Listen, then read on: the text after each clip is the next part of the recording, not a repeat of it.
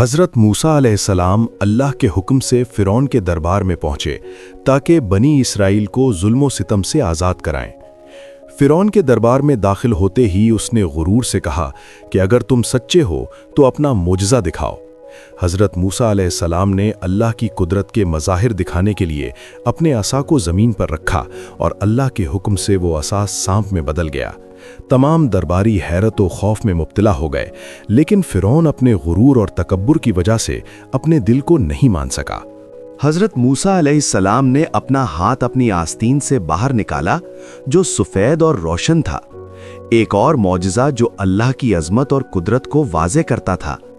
فرعون اور اس کے مشیر اس معجزے کو دیکھ کر خوف زدہ ہوئے، مگر پھر بھی اپنی تکبر اور نافرمانی کے باعث حق کو قبول نہ کیا۔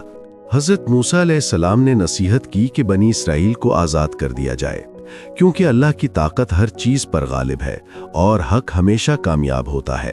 یہ معجزات ہمیں یہ سبق دیتے ہیں کہ اللہ کی قدرت عظیم ہے اور ہر ظلم و جور کے خلاف صبر اور ایمان سے اللہ کی مدد حاصل کی جا سکتی ہے۔